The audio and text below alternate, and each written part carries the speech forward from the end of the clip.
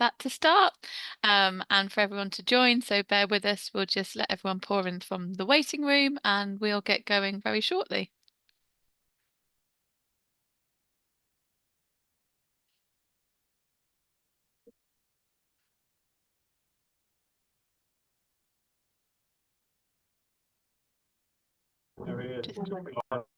Please do make sure that your microphones are off. We've got a packed session today, but please do introduce yourself if you'd like in the chat. And if you've got comments or thoughts as we go along, please do put those in the chat. We'll be having a look at that at the end of the session as well. We'll get started properly in just a moment. I can see a few more people joining from the waiting room.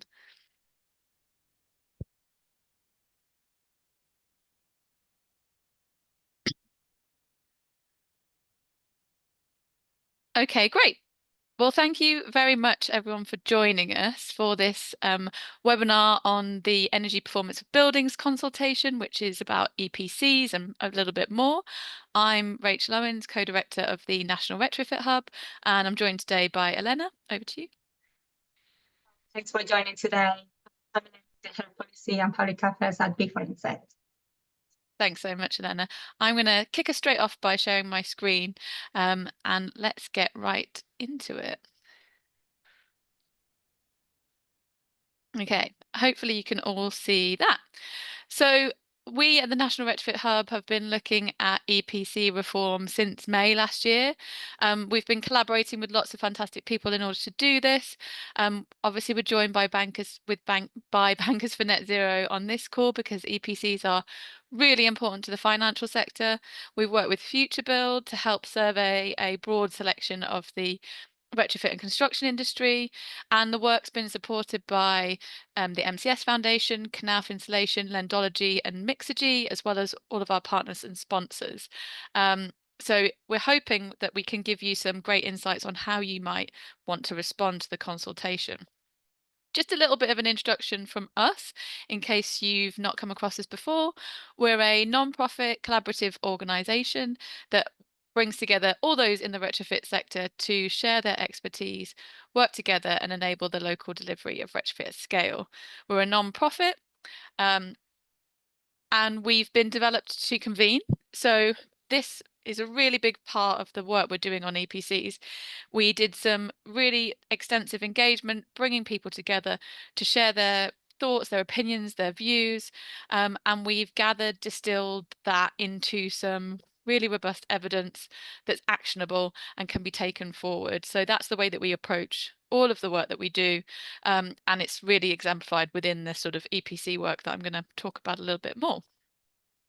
Over to you, Anna, for a bit of an intro to Bankers for Net Zero. Oh, your sound is a little bit funny, but it was fine before we joined. I don't know if there's a mic. Can you hear me well? That's better. That's better. Yeah. Okay. So B4NZ is a membership-based organization, and we work very closely with banks, policymakers, and others from the corporate sector to accelerate financial flows into net zero through policy. So policy advocacy is at the heart of everything that we do. We work very closely with the government, fostering regular dialogue to just make sure that we unlock more finance into net zero initiatives. And retrofit policy is one of our key areas of work. We've recently launched a new campaign on EPC reform to make sure that this topic becomes a priority in the political agenda. And over the past few months, we have been working a lot behind the scenes with the DLAC team and DESNEX to make sure that that they place enough importance to this topic. So we are very pleased to see the publication of the consultation. And we also convened the finance working group with the National Retrofit Hub, and we have been collaborating extensively with a diverse range of the stakeholders across the financial sector to gather insights on retrofit policy. And these sessions have generated valuable insights, for example, culminating in a report that was recently published, and it has outlined an 8-step roadmap for EPC reform. So we will be feeding into the government's consultations, representing the view of all our member banks, and make sure that this legislation encourage private finance to crowd into the retrofit agenda, because it's been already this topic has always been a priority for our member banks, because from a financial perspective, if we don't have the right measurement tools, then finance will not flow. So we need to have accurate and reliable data. So we look forward to responding to this consultation, and we will keep advocating for EPC reform as well as wider retrofit policy. Thanks so much. Before we kick off into the main body of the event, I'll just let you know that we're recording this session. You'll all get a copy of the recording afterwards. There's a lot of content in these slides. You're not expected to read all of it. We'll send a copy of these out to you as well, with our suggestions for how we're going to respond to the consultation. It's also worth saying that the consultation is very long, and we have included responses to most of the questions. Some of them, though, we've excluded because they were topics that weren't covered in our initial research. For example, we haven't touched on air conditioning inspection reports because it's not something that we've consulted on. So you'll see that there are some gaps where you might need to fill in your own views, or you may or may not find them relevant to you. So yeah, as Elena mentioned, we through a lot of collaboration published a report at the end of last year called The Future of Energy Performance Certificates. This was really fundamental to us because APCs play a really crucial role in retrofitting the UK's buildings. They inform policy, they inform finance, household decision making. They're the first port of call that any householder has when they start to look at the performance of their home. So we think that by getting EPCs right, we can have a really big win to incentivizing the upgrade of all of our homes. So in order to conduct this work and to come up with the report, we looked at a literature review that's available on our website, so you can see all of the different reports that we're aware of where people talk about EPC reform. And from them, we identified some common themes.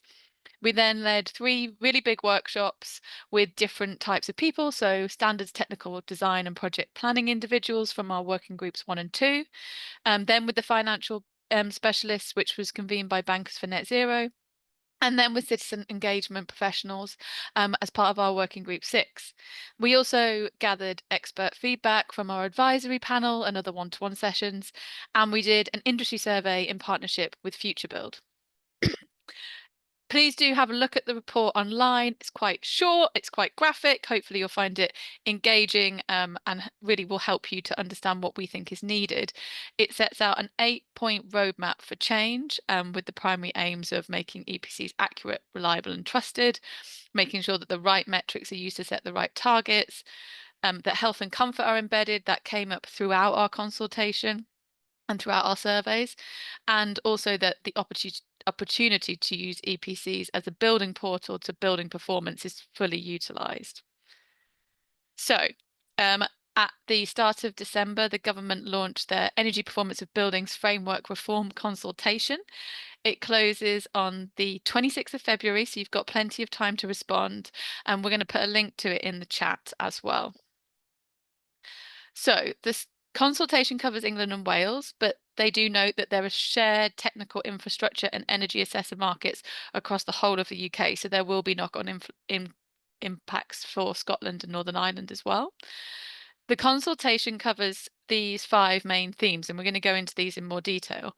So what EPCs measure, i.e. the metrics, when EPCs and display energy certificates are required. So that's thinking about validity periods, when you're buying or letting, and for heritage buildings. It thinks about the data within the EPC and the deck, and also how the quality of EPCs could be improved, looking at things like accreditation for assessors, accuracy and quality of assessments, compliance and enforcements. And it also looks at the role of air conditioning inspection reports. Many of you will have heard of EPCs before. They're energy performance certificates applied to both domestic and non-domestic buildings.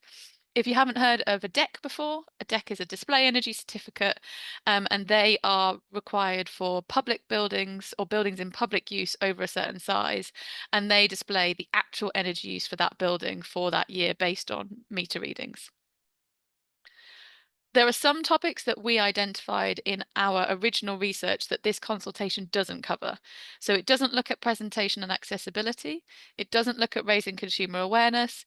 It doesn't look at the recommendations within EPCs. So when an EPC says you could upgrade your home by installing cavity wall insulation, that piece of the certificate isn't considered in this consultation specifically.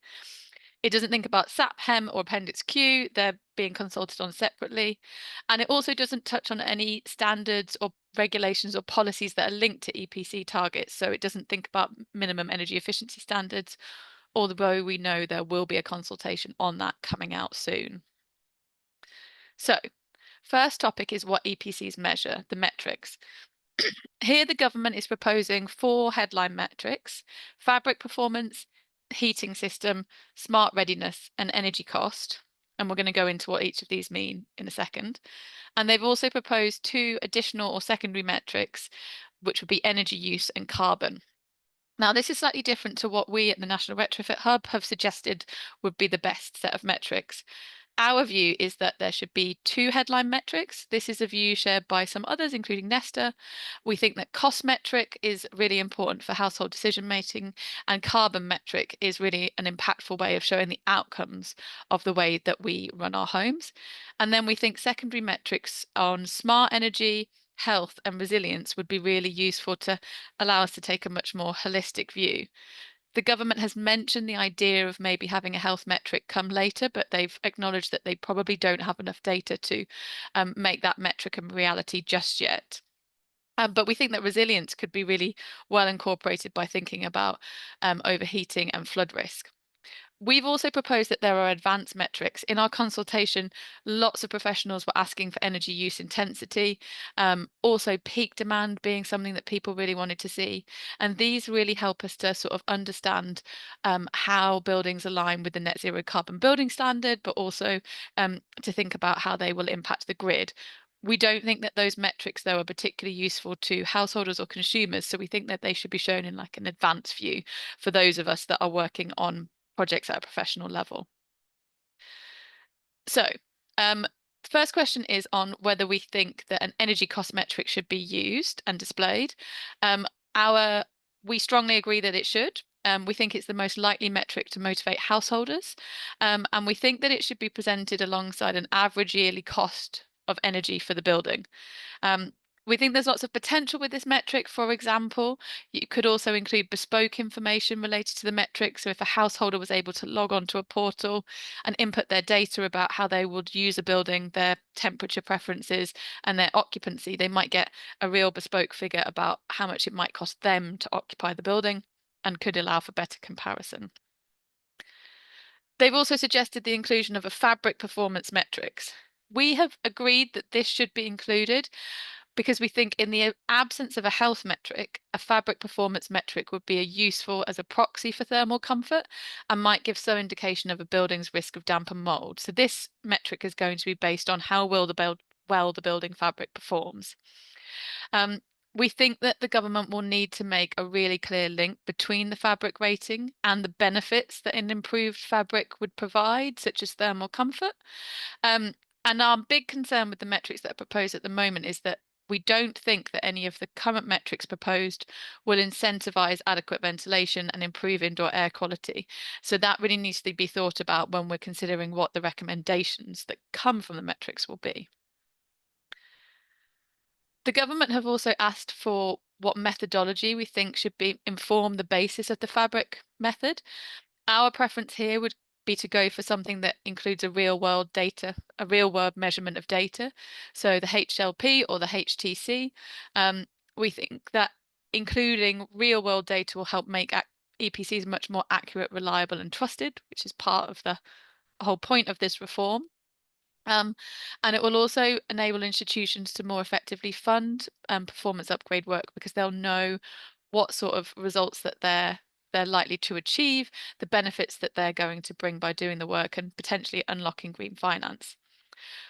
We've also acknowledged that it might not be possible for every EPC to use real world data straight away. And within our report, we've suggested that a tiered system with a confidence rating could be utilized. So those EPCs that have real world data embedded could get a high confidence rating EPC.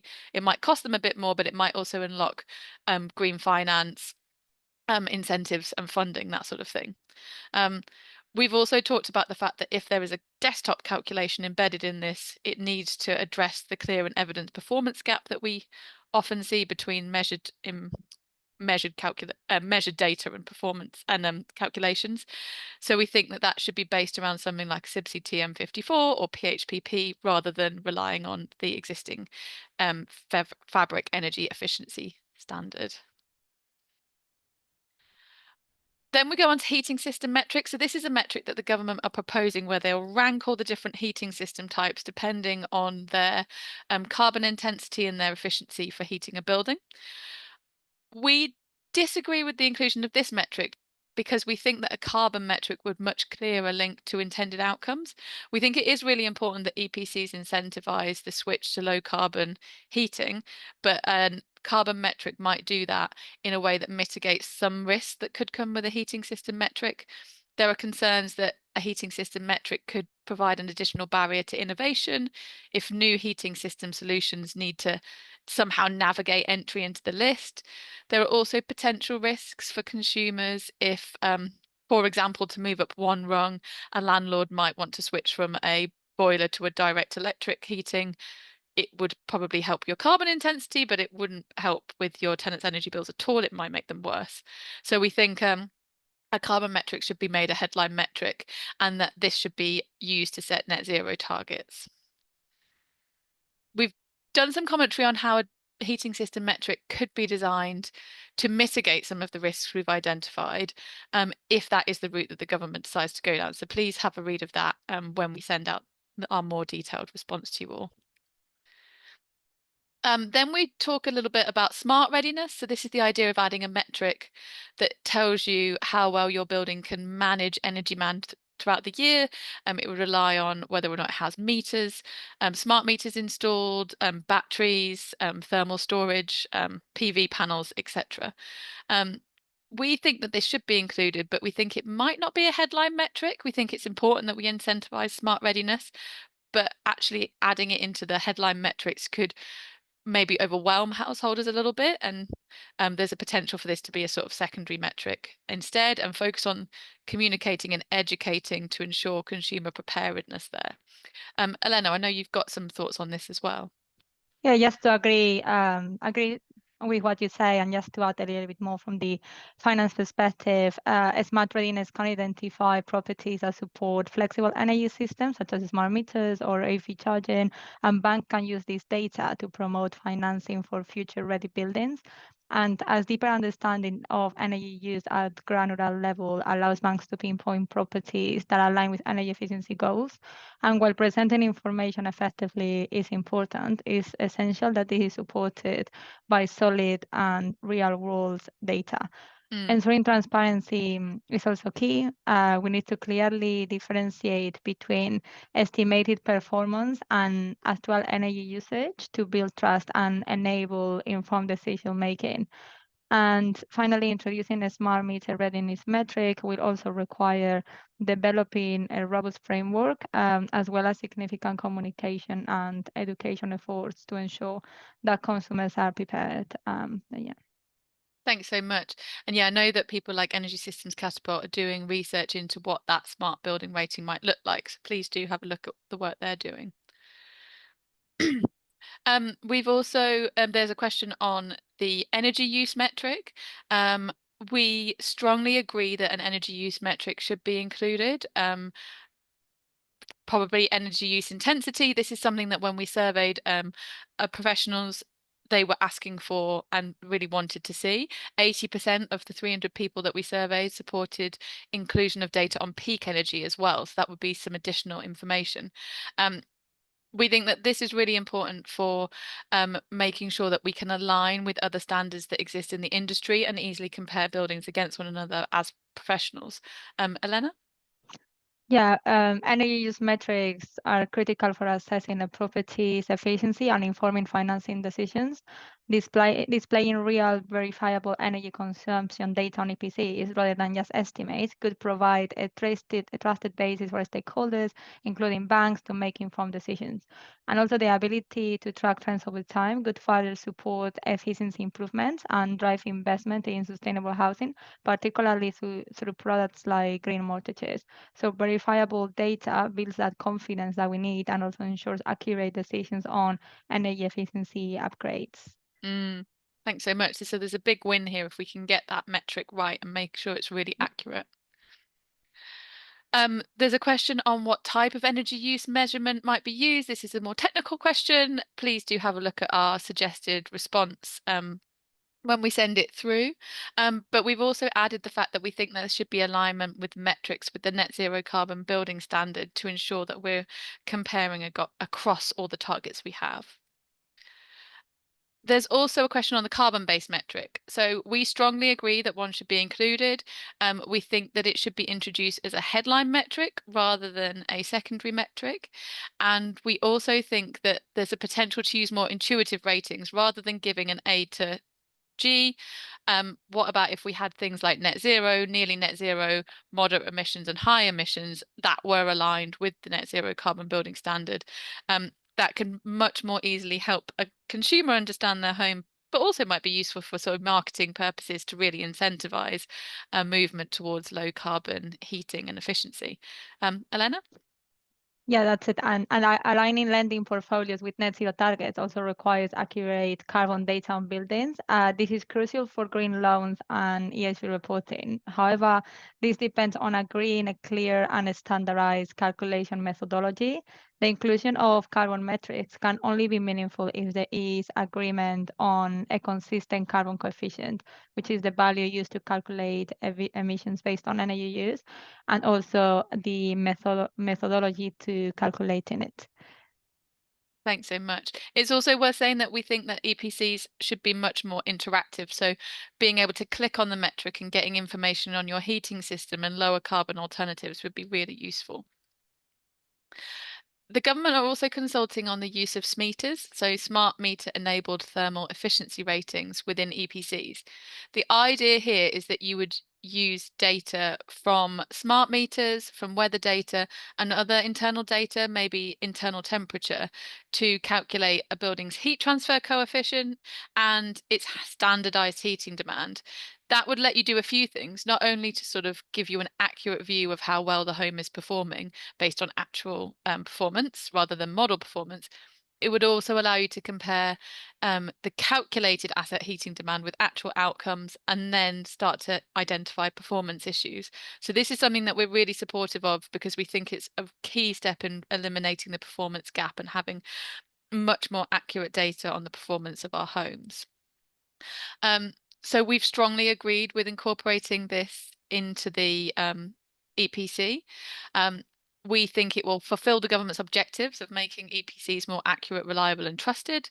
And we think that it has the potential to unlock more green finance because we'll be better able to evidence outcomes from retrofit. Elena? Yeah, absolutely. And also to highlight that the meters can provide real-time accurate data on energy consumption, which is crucial for assessing a building's true energy performance and also identifying areas for improvement. And integrating smart meters then can enhance the reliability and granularity of energy data, which will make it more actionable for stakeholders, including property owners, banks, and policymakers. However, something that is important to pay attention to is that the implementation must be done in a way that it remains cost effective and accessible for all building types, also to avoid creating additional barriers to retrofitting efforts. Thanks so much, Lena. We've also had some talks with people in the finance industry and understand that there might be potential to better align with the PCAF ratings, which is all about how financial institutes score the data quality of EPCs. And if we can improve that score, then it allows them to do more with that information. The government are also consulting on the transition between the old EPC, which we currently have, and the new EPC. All of these changes are likely to be introduced in the second half of 2026, along with the new home energy model. And we know EPCs influence a lot, so targets and compliance with regulation, grant eligibility criteria, particularly in the retrofit sector, the way that investments in retrofit are assessed and planned. So if you've got a property portfolio that you know you need to get to a certain EPC rating, you'll be using those ratings to make sure your planning works in the right time. So the government need to ensure that continuity is somehow enabled, that old and new metrics can in some way relate. And they want to understand what should happen to old EPCs that are still valid when new EPCs have been introduced. And there might also be specific scheme transition periods within specific policies. So, for example, grant-funded schemes would have their own specific rules around how they would treat old and new EPCs. This is something that we think is really important, but it's not something that we consulted on with our audience back last year. We think it's really important that however the transition works, it needs to be clearly communicated, and making sure that people are not unfairly disadvantaged while at the same time incentivizing improvements. We also think that fundamentally now is the right time to make change. We know from our State of the Nation report that we released last year that we need to drastically increase the scale of retrofit delivery in the UK. The approach that we're currently taking isn't delivering anywhere near fast enough. So as we start the sort of bottom of that scale up curve, let's make the change now so that we are scaling with the new system. But we also want to gather your thoughts on this. Are you working in an industry? Do you have a role? Do you have a business that will be impacted by this change? And what thoughts do you have on the transition? So please pop those in the chat and we'll try and build those into our response as well. Elena, I don't know if you wanted to add anything on this one. Yeah, just to add some points that some of our banks have highlighted, and it is that it is important that anyone who has carried out work based on compliance with the old regulations or rules shouldn't be penalized just because the benchmark has shifted. For example, there should be a carryover of compliance with the MES regulations, or exemptions should apply where there is evidence that work was done to improve EPC ratings in line with existing policy. And also some of our members are also very supportive of creating an equivalent metric. This could help with understanding and making comparisons with the new metric, until the new metrics are fully in place. And this could also be valuable in the private rental sector, just helping to show whether a property meets current or future MES requirements, and if not, what needs to be done to comply. Thank you very much. So the next section is on when EPCs and DECs are required. The government here wants to improve access to up-to-date energy performance information on our buildings and also provide information on a broader range of property types. So they're proposing two main changes. One is reducing the validity period of EPCs, and the other is removing exemptions and flexibilities that currently exist where properties might not be required to have an EPC. So the first question is on the validity period. Currently, when you get an EPC, it's valid for 10 years. But in that time, you could do lots of change to the building that won't be picked up in that EPC. The government has a list of different timeframes that you can select from for reducing that validity period. We've suggested 5 years because we think it's a good balance between making slightly more onerous requirements on building users, but not too onerous, and giving us more accurate data. They also have asked if we agree or disagree with the approach for changes to the validity period. We think that the transition period of 2 years would be better. So I think that what they're effectively suggesting is that existing EPCs that are currently valid remain valid. Even if you get one right now, it would still remain valid for another 10 years. We think that they could be slightly more ambitious and go to a 2-year transition period to speed up the improvements in accuracy and reliability. We're also suggesting a slightly different approach, though. So we're saying rather than simply reducing the EPC's validity period, we might instead, or alongside that, introduce more trigger points when EPCs are needed. So when you're carrying out certain building work, maybe that which requires building control approval, or when you're changing out key appliances in your home. There is a risk that more trigger points could put people off doing work if it adds another more onerous step in the process.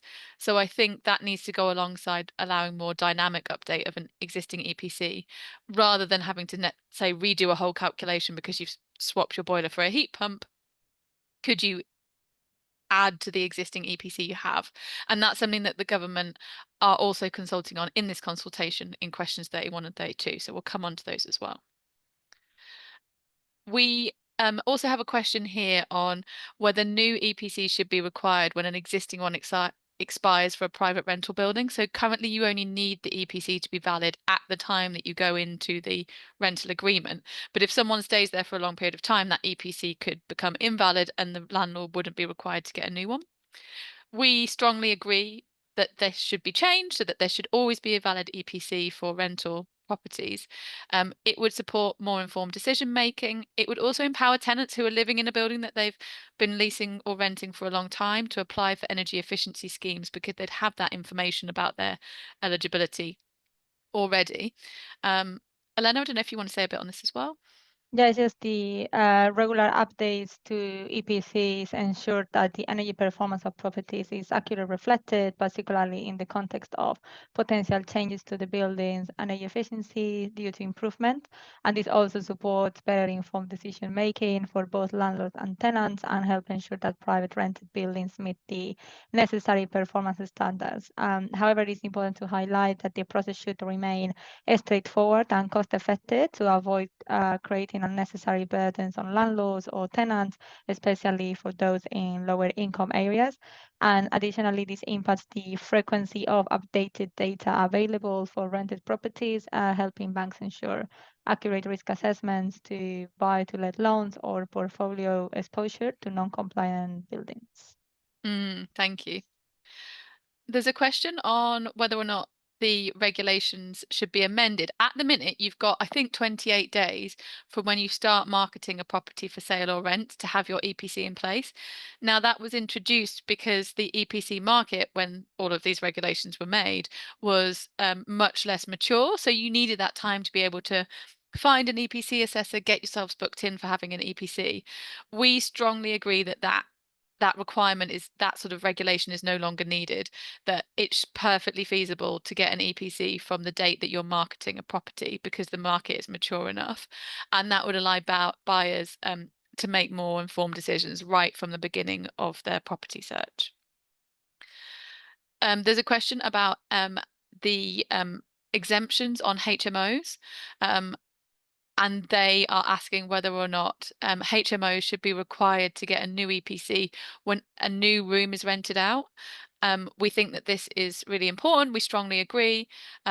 We know that research by Future Climate has shown that HMOs are more often in a poor condition than other types of housing. They're often old, solid wall properties with low levels of insulation.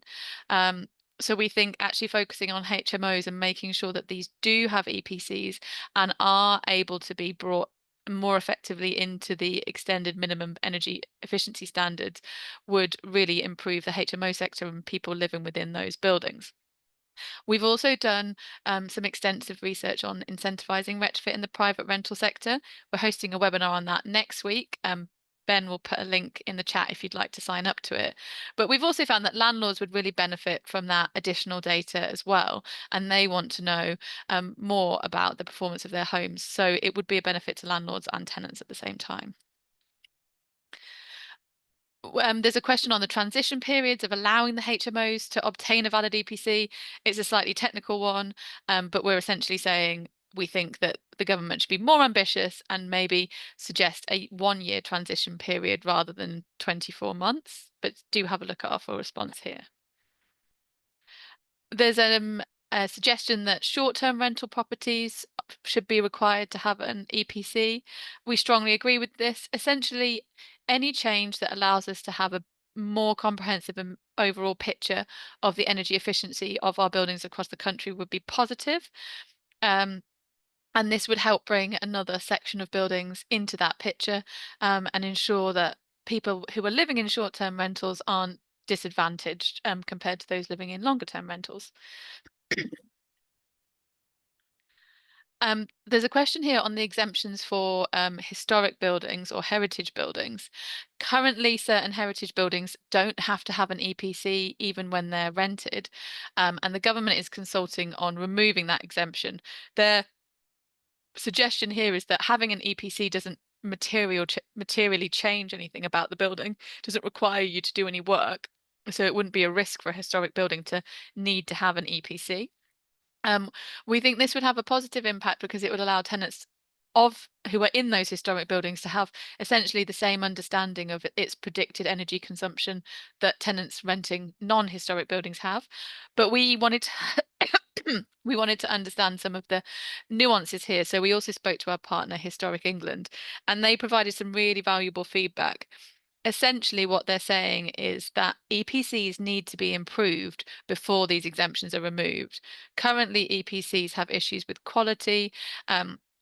They sometimes suggest inappropriate measures, or they don't assess the performance of a historic building in an accurate way. And what they don't want to do is have lots of historic buildings get an EPC that is working in the current system, which essentially gives poor quality information and recommendations about the home and baking some of that in. I think they think there's a risk there that the current EPC format might recommend measures that are inappropriate. So let's make sure EPCs are improved, then remove the exemption, which I think makes a lot of sense. And then there's a section on EPC and DEC data. So the government's proposing here to change data collection and use rules. They want to enable net zero targets to be better informed and processes to be streamlined. And there are a number of different questions here. So they've talked about use of cancel certificates. They're talking about removing opt-out for address level data and also on data sharing rules. Now, at the NRH, we haven't answered all of these questions because they weren't covered by our initial research, but they may well be of relevance to some of your organisations. What we have answered, though, is the question on whether or not data gathered from existing EPC assessments should be able to be used for future EPC questions. So instead of getting a new EPC certificate that essentially starts from scratch each time, maybe you could rely on some of the information that was in the previous EPC. We strongly agree with this, but we think that there's a really key requirement to manage the quality of the data that was originally inputted. We think that this change could support more regular and dynamic update of EPCs, so you're more easily able to just change one element when you've just changed one element of your home. But we think that the data needs to be validated, and there are two ways to ensure better quality of that data. One would be to only allow data from existing EPCs to be used once reforms to improve the quality of EPCs have come into effect, i.e., probably we shouldn't be using data from EPCs that have been produced in the old system, but once the reform has happened and EPCs are hopefully better quality, maybe the data within those is more reliable. Our preference here, though, as well, would be to link EPCs to digital building logbooks. So a digital building logbook is a secure online tool that brings together information on your home from different sources. Information can be added to a digital building logbook in a way that is verified, and it can be updated by a variety of sources from people with different level of expertise. We think that combining the logbook with an EPC could help make sure that only validated build-ups are used and transferred to new calculations, much improving not only the accuracy of the EPC, but also the residents' awareness of what their home is made up of. We're going to put a link in the chat because we've done some work on digital building logbooks. We've got an explainer document where you can find out more about them and their potential to help scale up retrofit in the UK. And then the final section we're going to talk about is about managing EPC quality. So the aim here is really to increase stakeholder trust in EPCs, and that's got to come from better accuracy and reliability. What the government want to see is more people having more trust in the recommendations that are embedded within an EPC to encourage them to actually take those recommendations and upgrade their buildings. They also want to avoid inappropriate recommendations, which is something that Historic England mentioned to us already. And they want to enhance the EPC's ability to drive carbon reductions. So what if these were like your first port of call, your starting point to really navigate how you're going to enhance the performance of your home, and they potentially lead out to lots of other sources with links, with signposting. So the methods that they're thinking of here, well, there are two methods for managing EPC quality. One is reforming and replacing SAP. That's not covered by this consultation, but that I think we all know would certainly increase the quality of EPCs because we'd have a more accurate methodology for calculating them. This consultation, though, focuses on tackling poor performance of assessors, fraud, and gaming. So they're looking at the role of accreditation schemes. They are looking at strengthening the training for people that calculate and produce EPCs. They're looking at the testing of those people. And also they're thinking about reviewing sanctions around when poor quality work has been done. Once again, we don't answer all of these questions in this, but just a few of them. So there's a question on if you have any other suggestions that would help improve the accuracy and quality of energy assessments. So this is quite an open question, and we'd really appreciate it if you've got views on this for you to put them in the chat as well. And make sure when you're filling this out, you really think about how in your industry, accuracy and quality of these assessments could be improved. Our suggestion is integrating EPCs with digital building logbooks, as I mentioned, because they'll be able to provide much more transparency, clearly log the information that has gone into an EPC, so you can go back and check that information and see, that's maybe not quite right, or that is right. So therefore I can trust my EPC, or another assessor that comes along can see what assumptions were made in the past and sort of verify them. So we think that that combination of the two together could work really well to enhance EPC quality. There's also a question on improving compliance. What they've asked is to what extent do you agree or disagree with the proposals to improve compliance? Here we've put neither agree or disagree because we don't actually think that the consultation sets out a very clear and detailed proposal for improving compliance. They're suggesting some engagement with different people, improved access to data, and that's welcome. But we think that more needs to be done to set a much more clear plan for how that compliance can be improved. As I mentioned, we've done some research on the private rental sector, and we think that the addition of the private rented sector database, which is being put forward as part of the Renters' Rights Bill, would significantly improve our ability to enforce MEES regulations, because you'd have a database of landlords, potentially that could include EPCs within it. So you've got one place where you can go to find out that information. And we think that database should be coordinated with the EPB, the Energy Performance of Buildings database, where EPCs currently sit. We think that responsibilities on enforcement should be also made much more clear to the industry and the public. I think most people at the minute don't probably realise that they can ask for their homes to be improved if they're not meeting a certain regulation, and who they should ask. So that needs to be much better clarified, and those that are responsible need to be resourced in order to do that enforcement. So that was a bit of a whirlwind. We know that this is very technical, and we'll be sending you out all of these suggestions for responses that we have here. Make sure that you submit your response to the consultation by the 26th of February. We'll be submitting ours as well. Elena, I don't know if you've got any last thoughts before we sign off. I think that's it. Nothing really much more to add. Okay, fantastic. So yeah, we'll definitely comb through all of your conversation in the chat as well and try and embed that into our response when we do respond. And as always, it would be great to stay up to date. You can sign up to our newsletter on our website. You can request to join a working group. You can follow us on LinkedIn, on Instagram. So please do that and stay in touch with what we're doing. And happy responding to the consultation.